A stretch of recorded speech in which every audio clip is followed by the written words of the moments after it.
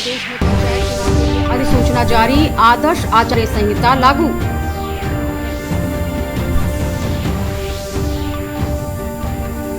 केंद्रीय मंत्री पशुपति कुमार पारस ने कहा, केंद्रीय खाद्य प्रसंस्करण मंत्रालय प्रदेश में फूड प्रोसेसिंग उद्योगों के लिए करेगा सर्वे।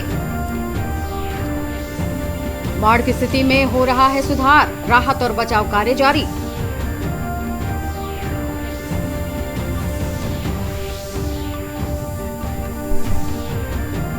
और बाढ़ से प्रभावित क्षतिग्रस्त सड़कों का राज्य सरकार कराएगी निर्माण।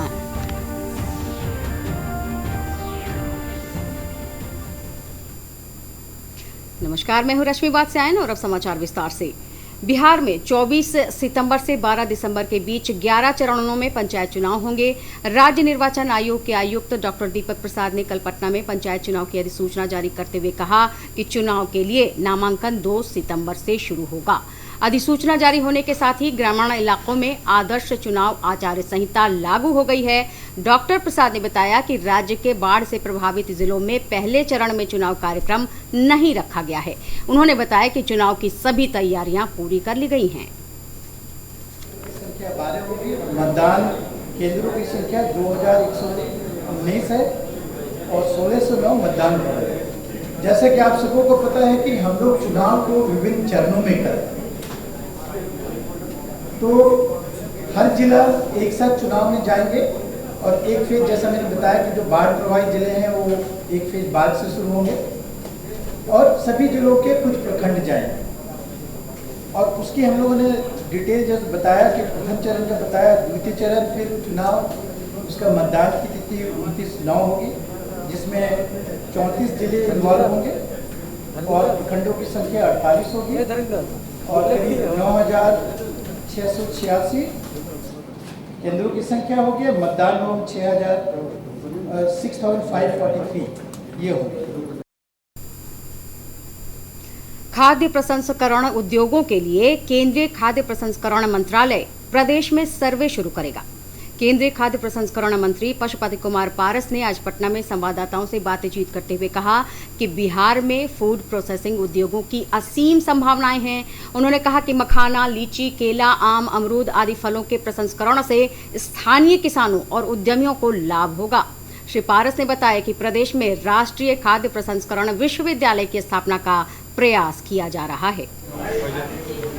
जो अनाज पैदा होता है वो अनाज की बर्बादी नहीं है, उसी के लिए फूड प्रोसेसिंग नाम होता है। जैसे मान लीजिए आपको उदाहरण देते हैं लीची। अब लीची 4 ग्रेड में होता है, A grade, B grade, C grade, D grade. A grade की लीची चला जाता है विदेश, बी ग्रेड की लीची आप हम सब लोग खाते हैं, सी ग्रेड और डी ग्रेड की लीची है जो कच्चा रहता है, पूरा पक्का नहीं है, गिर जाता है, उसको किसान का मुआवजा नहीं मिलता है। हमारा विभाग उसको क्या करता है, उसको प्रोसेसिंग करे और उसको डिब्बा में बंद करके फिर खाने के लायक बनाता है और उसको मार्केट में बेचता है। उससे किसान को इतना अधिक मूल्य मिलता है। मोटा मोटी नेट सेल में यही बिहार में, खासकर जो नॉर्थ बिहार है, इसमें इसकी संभावनाएं बहुत है। खबर बाढ़ से जुड़ी। प्रदेश के विभिन्न जिलों में लगातार बारिश के कारण कोसी, महानंदा, गंडक, बूढ़ी गंडक और अधवारा समूह की नदियों के जलस्तर में वृद्धि हुई है। इससे बाढ़ प्रभावित इलाकों की स्थिति में कोई सुधार नहीं है। वहीं पटना सहित दक्षिण बिहार में गंगा, सोन और पुनपुन नदी के जलस्तर में कमी आने से बाढ़ की स्थिति में सुधार हो रहा है। राजधानी पटना के गांधी घाट पर हमारे संवाददाता ने जलस्तर का जायजा लिया। बिहार के कई जिले बाढ़ से प्रभावित है, लेकिन राजधानी पटना से राहत देने की खबर है। पटना से गांधी घाट का जलस्तर खतरे के निशान से काफ़ी कम हुआ है। कुछ दिनों पहले जिला प्रशासन ने पूरी तरह रोक लगा रखी थी गांधी घाट सहित कई घाटों पर। पटना से अरविंद कुमार की रिपोर्ट। आज सुबह वाल्मीकि गंडक बराज से 1,67,000 क्यूसेक पानी गंडक नदी के निचले भाग में छोड़े जाने के बाद वीटीआर के वन क्षेत्र में पानी फैलने लगा है। नेपाल के तराई क्षेत्रों में लगातार हो रही बारिश से पश्चिम चंपारण स्थित सिंगहा नदी के जलस्तर में वृद्धि जारी है। स्थानीय ग्रामीणों ने बताया कि बाढ़ का पानी फैलने से रामनगर 2 क्षेत्र के आधा दर्जन से अधिक गांवों का प्रखंड और जिला मुख्यालयों से संपर्क टूट गया है। महानदी और सुखौरा नदी हम लोग के दोनों नदी के बीच में है। थोड़ा सा बारिश हो रहा है, नदी में पानी आ जा रहा है। 15 तारीख को 11 बजे रात को एक बच्चा बीमार हो गया। उसको हम लोग टेम्पू से रामनगर पीएचसी ले जा रहे थे। उसी क्रम में पथरी नदी में टेम्पू फंस जाने के कारण उस बच्चा का मौत हो गया। ना अभी रास्ता सही है, ना नदी सही है, ना पुल सही है, ना पुलिया सही है। अभी तक तो कोई कार्रवाई नहीं हुआ। थोड़ा थोड़ा बारिश जब हो जाता है तब भी सिंघा नदी में पानी आ जाता है। बहुत जोर से तेज पानी रहता है, जिसके कारण हम लोग को रामनगर या अदर जगह जाने में बहुत ही कठिनाइयाँ होती है। समस्तीपुर में नून नदी उफान पर है। इससे ताजपुर प्रखंड के लगभग 1 दर्जन गांव नदी में समा गए हैं। इससे लोगों का जीवन अस्त व्यस्त होने के साथ ही मवेशियों के लिए चारे का संकट गहरा गया है। बाढ़ पीड़ितों का कहना है कि अब तक उन्हें किसी तरह की सरकारी मदद नहीं मिल रही है। जिले के बाढ़ग्रस्त मोहिउद्दीन नगर प्रखंड के 11 पंचायतों में सामुदायिक किचन का संचालन होने से बाढ़ पीड़ितों को काफी राहत मिली है। अंचलाधिकारी प्रमोद रंजन ने बताया कि वर्तमान में 62 सामुदायिक किचन कार्यरत हैं।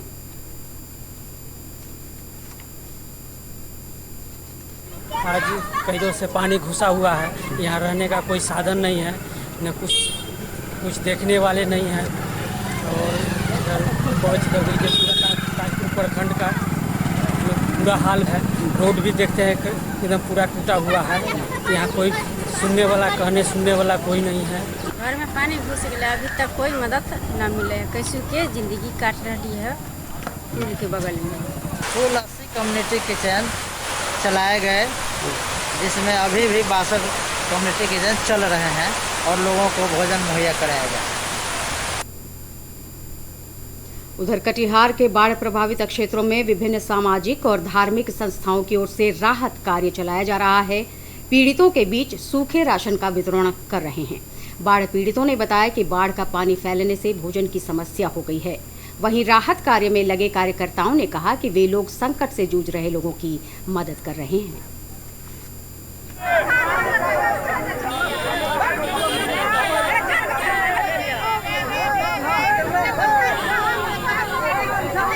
हाँ, लोगों में बेचैनी है कि मैंने हमको लग नहीं रहा है कि लोगों के लिए कुछ गवर्नमेंट की तरफ से विशेष व्यवस्था है और काफ़ी लोगों में देख रहे हैं परेशानी।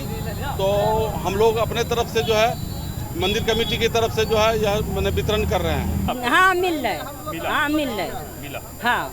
और यहाँ खाना सरकारी खाना हमरा से नहीं खाई छियै, का है मिलबे नहीं कर छै। ऐसा लूट बढ़ जाए, हम लाज से नहीं जाए मांगे ला। हम लाज बस नहीं जाए, मिले खाए छै सब ना, मतलब हम नहीं। प्रदेश में बाढ़ से क्षतिग्रस्त हुए सड़कों और पुल पुलियों की क्षति का आकलन कर पानी कम होने के बाद उसका निर्माण कराया जाएगा। पथ निर्माण मंत्री नितिन नवीन ने यह जानकारी देते हुए बताया कि इसका प्रारंभिक आकलन किया जा रहा है। करीब 300 किलोमीटर के सड़कों को क्षतिग्रस्त हुआ है और करीब 56 जगह पुल पुलियों को नुकसान हुआ है। इस पूरे विषय का आकलन अभी किया गया है, लेकिन चूँकि अभी अगस्त का तीसरा सप्ताह है, अभी 1-1.5 महीने और बरसात का रहेगा, तो हम लोगों ने अभी जो प्रारंभिक आकलन के आधार पे आपदा विभाग से संपर्क में हम लोग आ गए हैं और जैसे ही पानी घटेगी सबसे पहले हम रोड को मरम्मत के मोटरबुल बनाएंगे और उसके बाद छठ के बाद इनके मरम्मत का काम करेंगे।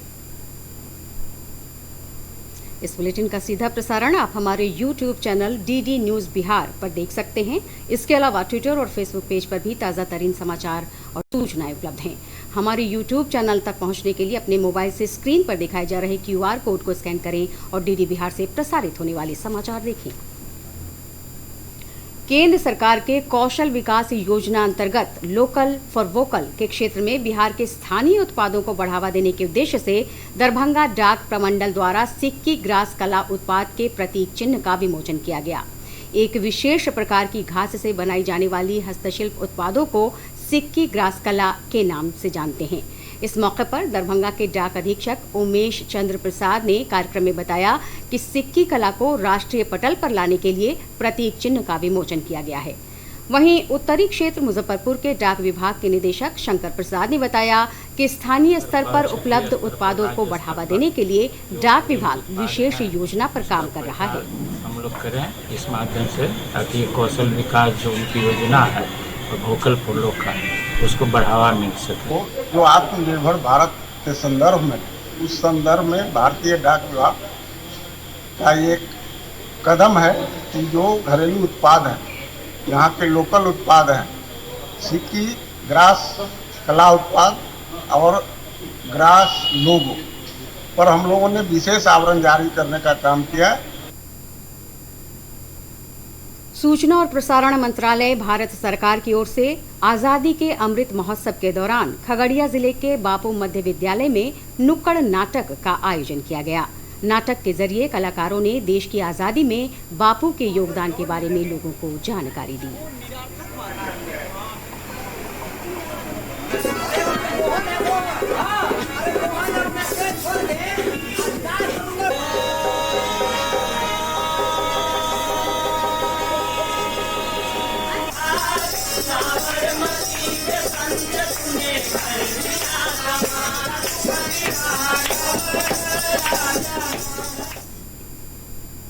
और अब 3 मिनट में 10 खबरें।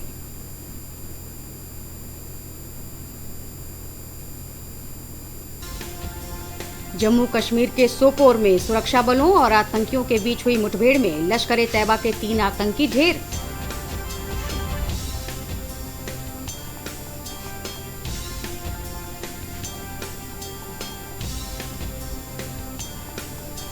रक्षा मंत्री राजनाथ सिंह ने कहा है कि रक्षा क्षेत्र में आत्मनिर्भरता के लिए उन्नत प्रौद्योगिकी बेहद जरूरी है।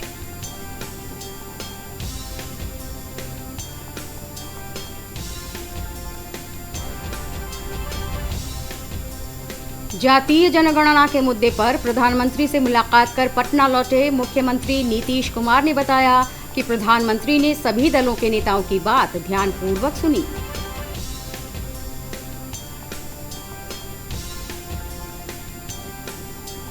स्वास्थ्य मंत्री मंगल पांडेय ने कहा है कि संभावित तीसरी लहर को देखते हुए प्रदेश में बड़ी संख्या में नए चिकित्सकों, एएनएम और पैरामेडिकल स्टाफ की नियुक्ति की जा रही है।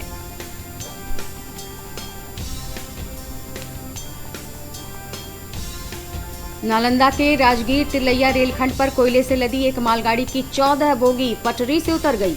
इस हादसे में किसी के हताहत होने की सूचना नहीं है।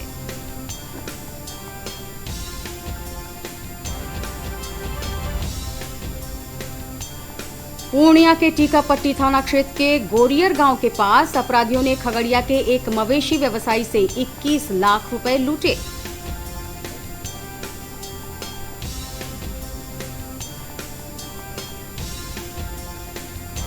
पश्चिमी चंपारण के भैरवगंज थाना क्षेत्र स्थित राजकीय प्राथमिक विद्यालय टाड़ टोला के चापाकल में असामाजिक तत्वों ने जहर डाल दिया। पुलिस घटना की जांच कर रही है।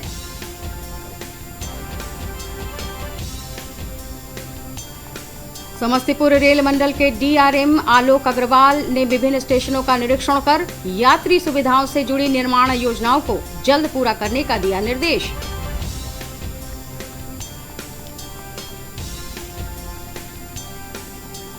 किसानों को कृषि कार्य में मदद के लिए चलाई जा रही प्रधानमंत्री किसान सम्मान निधि योजना से मुंगेर जिले के 85,000 से अधिक किसान लाभान्वित हो रहे हैं।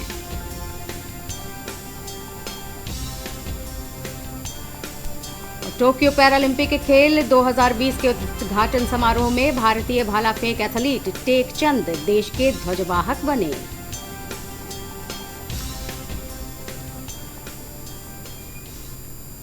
और अंत में मुख्य समाचार एक बार फिर से। प्रदेश में पंचायत चुनाव के लिए अधिसूचना जारी, आदर्श आचार संहिता लागू। केंद्रीय मंत्री पशुपति कुमार पारस ने कहा, केंद्रीय खाद्य प्रसंस्करण मंत्रालय प्रदेश में फूड प्रोसेसिंग उद्योगों के लिए करेगा सर्वे। बाढ़ की स्थिति में हो रहा है सुधार, राहत और बचाव कार्य जारी।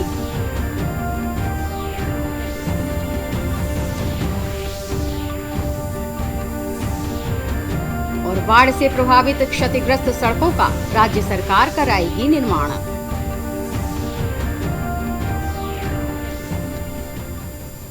जाने से पहले आप सभी से अपील है कि कोविड का खतरा कम नहीं हुआ है, इसलिए कोई भी लापरवाही न बरतें। 18 वर्ष के ऊपर के सभी लोग टीकाकरण के लिए कोविन ऐप पर पंजीकरण कराएं, मास्क पहनें, सुरक्षित दूरी बनाए रखें और अपने हाथों को सैनिटाइज करते रहें।